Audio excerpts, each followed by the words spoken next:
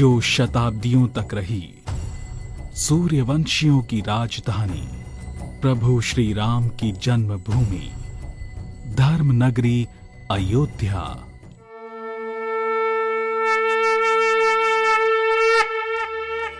अयोध्या वो पावन भूमि जो युगों युगों से रही सनातनी संस्कृति की आधारा।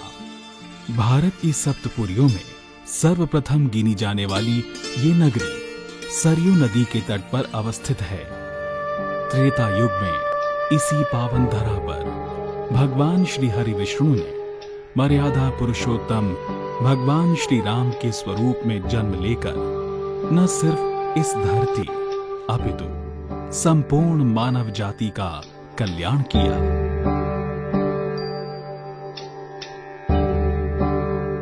रामलला का पावन स्पर्श पाते ही भारत का ये स्थान देवभूमि बन गया। ऋषि मनीषियों और संत महात्माओं के जप तप का आधार। इसीलिए हमने अब तक की हमारी इस सनातनी यात्रा में गंगा के तटों पर स्थित बहुत सी संत सभ्यताओं के दर्शन के बाद रुख किया है पवित्र सरयू तट पर बसे अवध धाम का। यह आज का हमारा पड़ाव है रामानुज संप्रदाय का विश्व प्रसिद्ध संत स्थल श्री सीताराम विलास भवन, जिसे हम अशर्फी भवन के नाम से भी जानते हैं। अशर्फी भवन की नींव महान संत मधुसूदनाचार्य जी द्वारा रखी गई थी और वर्तमान में इसे अलौकिक प्रतिभा के धनी एवं दिव्य संत जगत गुरु रामानुजाचार्य स्वामी श्री श्रीधराचार्य जी अपनी सेवाओं से अभिसिंचित कर समाज का कल्याण कर रहे हैं।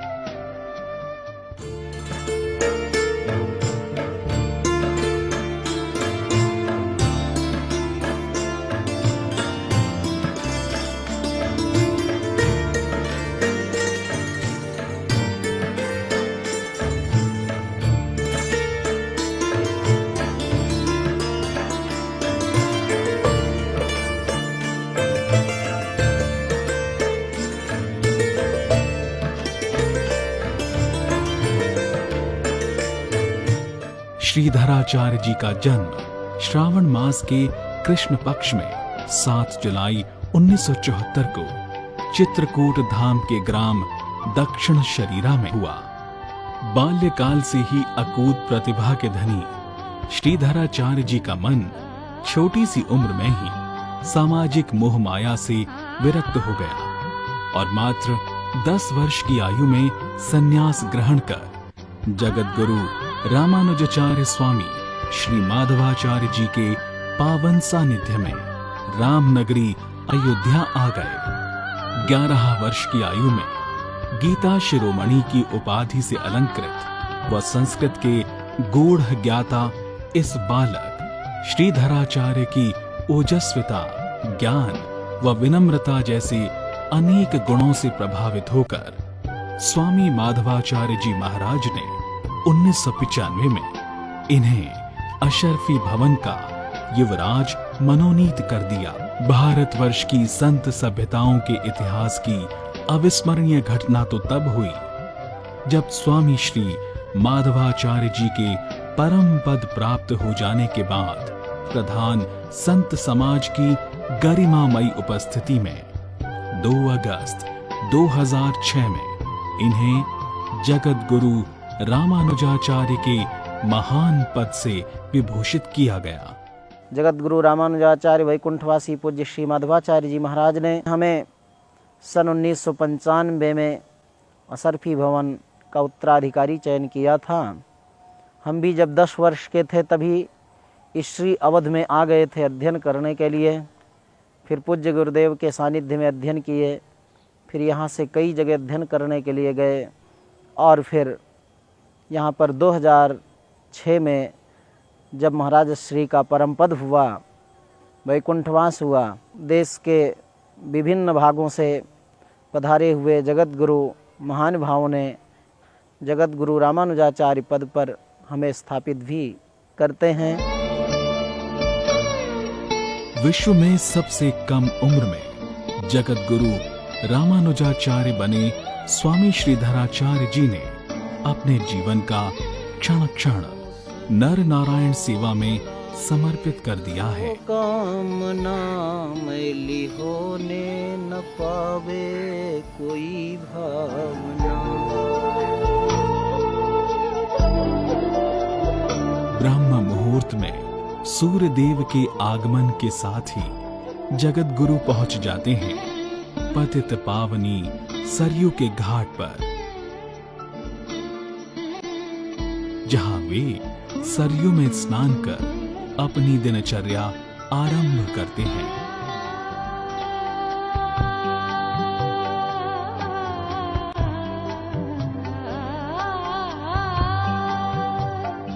फिर रामानुज संप्रदाय के नियमानुसार विधि विधान से भगवान लक्ष्मी नारायण का पूजन करते हैं।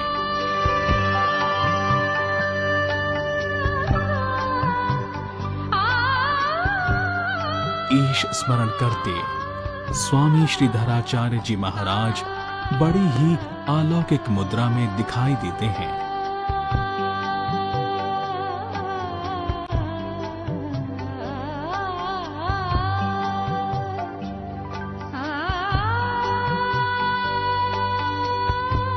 गौ माता का आशीर्वाद लेकर महाराज जी पुनः अशर्फी भवन की ओर प्रस्थान करते हैं।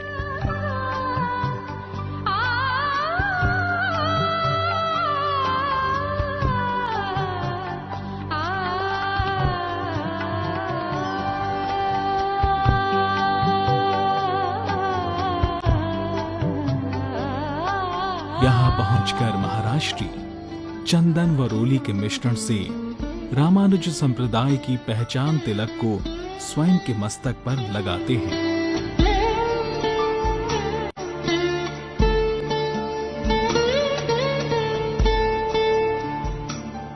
अब समय हो चला है भवन में दैनिक आरती का, अतः स्वामी श्रीधराचार्य जी पहुंच जाते हैं अशर्फी भवन के श्री लक्ष्मी नारायण मंदिर में, जहां भगवान श्री लक्ष्मी नारायण के सुंदर व मनमोहक विग्रहों का दैनिक वंदन शुरू होने वाला है। आइए मानव जीवन को धन्य करने वाली इस पावन आरती में संतों के संग शामिल होकर अपना इहलोक और परलोक दोनों सुधारते हैं।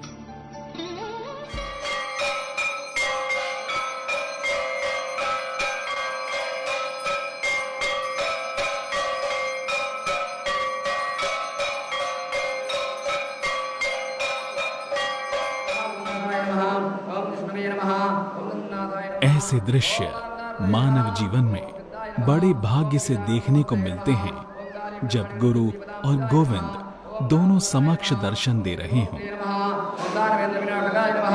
ओम नारायणाय नमः, ओम परब्रह्मणे नमः, ओम पन्नगागनवाहनाय नमः।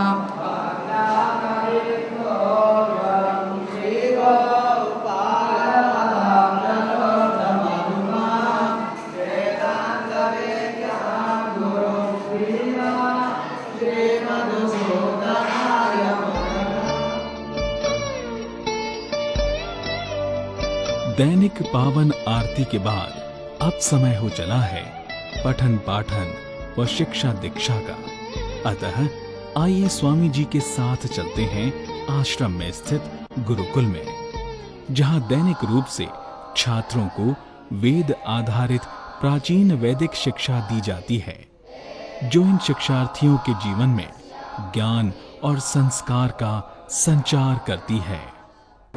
मेरा परम सौभाग्य है कि मैं अल्पायु में ही स्वामी जी की सेवा पा गया।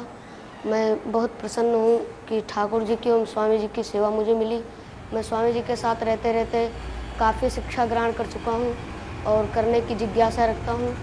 मैं ठाकुर जी से यही अनुरोध करूँगा कि मुझे स्वामी जी की सेवा मिले। जय श्री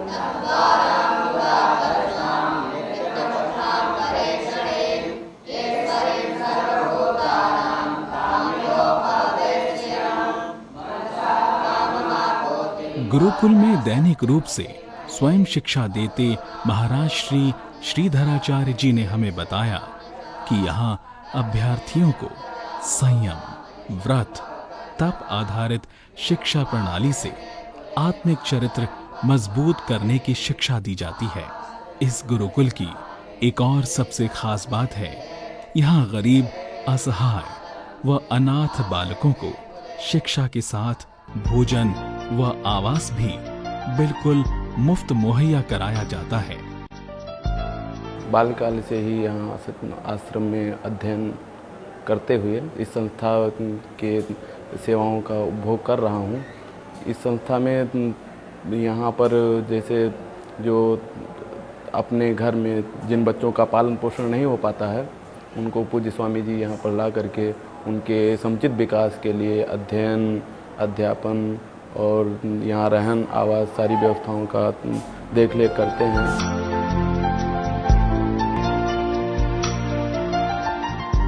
मां सरस्वती एवं गायत्री की सेवा के बाद अब समय है गौ सेवा का।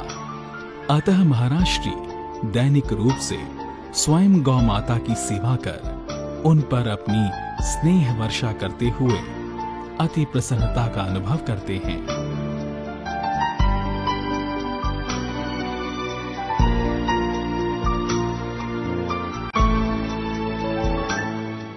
अशरफी भवन में स्थित गौशाला में गाय माता की सेवा बड़े ही श्रद्धा भाव से की जाती है।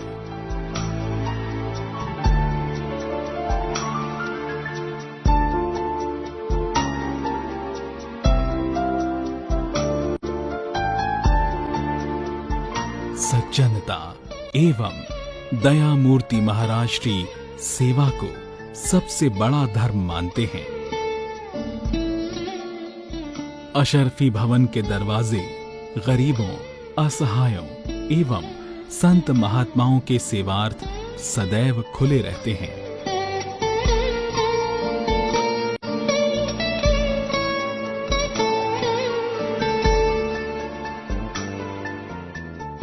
गरीबों व आगंतुकों हेतु बिना किसी भेदभाव ठहरने के लिए यहाँ धर्मशाला की भी व्यवस्था है।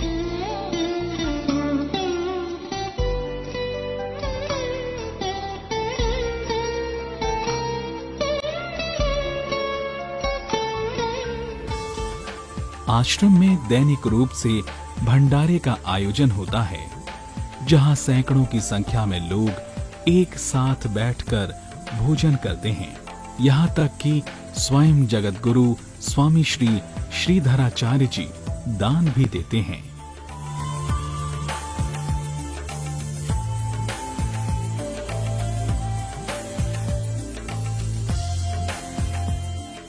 हमारे मठ का प्रमुख उद्देश्य है गरीब अनाथ छात्रों को संस्कृत अध्ययन कराना, निःशुल्क आवास, निःशुल्क भोजन, निःशुल्क शिक्षा, निःशुल्क वस्त्र आदि देना, साथ ही साथ गौ माँ की सेवा करना, अतिथियों अभ्यागतों की सेवा करना, साधु संत की सेवा करना, अन्न क्षेत्र, यही हमारे दिव्य संस्था का प्रधान लक्ष्य है।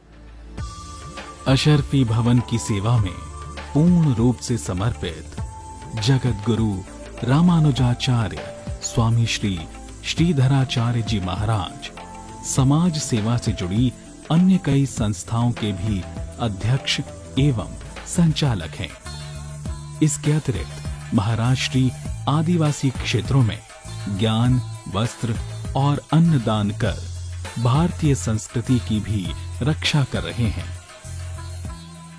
आदिवासी क्षेत्रों के अंदर भी आपने आदिवासियों के उत्थान का कार्य किया है। कई आदिवासियों को नशा मुक्ति, उनको शिक्षा के क्षेत्र के अंदर, गौ ब्राह्मणों को उनकी आर्थिक स्थिति सुधारने के लिए आप अन्न, वस्त्र इत्यादि देते रहते हैं।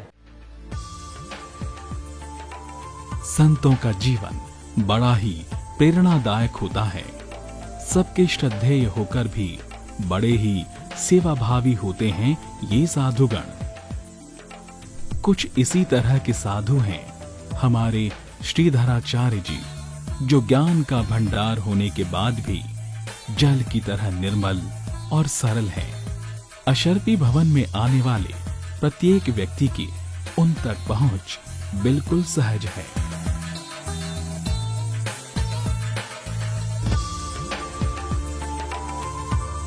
सभी से समान रूप से मिलने वाले स्वामी जी अपने भक्तों और आगंतुकों से सदैव ज्ञान चर्चा करते हैं व उन्हें सद्मार्ग पर चलने की प्रेरणा देते हैं। रामस्य तपसश्चानुपालनात् न त्वां कुर्मिदसग्रीव भस्म भस्मार तेजसा। जब तक स्वामी श्रीधराचार्य जी अपने भक्तों से ज्ञान चर्चा करें, तब तक आइए हम आपको अशर्फी भवन के बारे में कुछ रोचक तथ्य बताते हैं। भगवान लक्ष्मी नारायण और रामानुज संप्रदाय के इस धाम का नाम अशर्फी भवन कैसे पड़ा? इसके पीछे एक छोटी सी कहानी है। जब इस भवन की नींव खोदी जा रही थी, तो इसकी नींव में कुछ स्वर्ण अशर्फियां मिली थी। लेकिन फिर आगे क्या हुआ, महाराष्ट्री से ही सुनिए।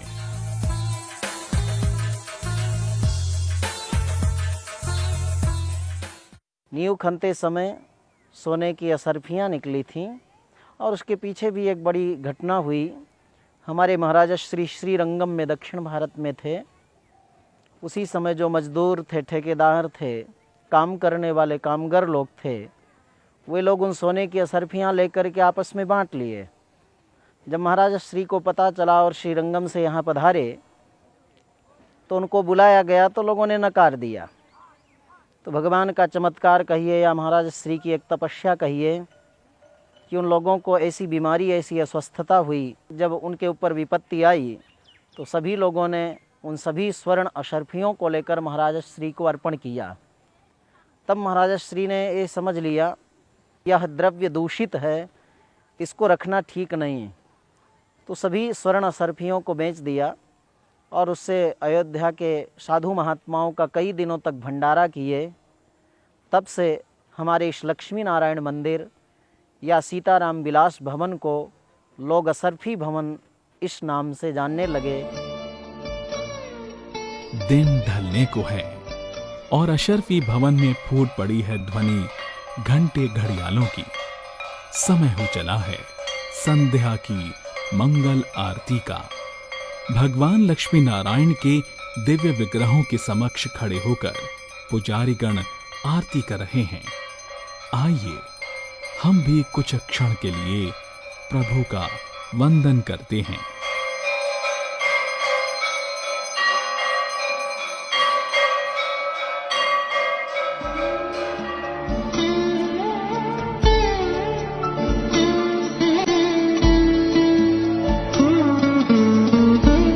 आरती के बाद सिलसिला शुरू हो जाता है दर्शनों का, जो रात्रि तक चलता है।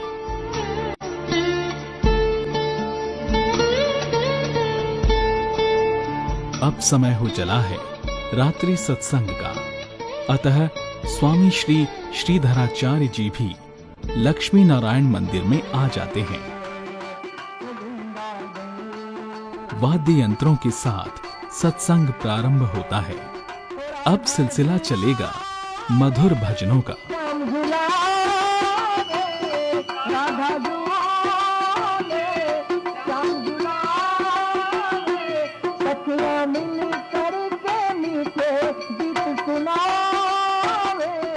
सत्संग का सच्चा अर्थ है सत्पुरुषों और संतों के सानिध्य में ईश्वर से एकाकार होना।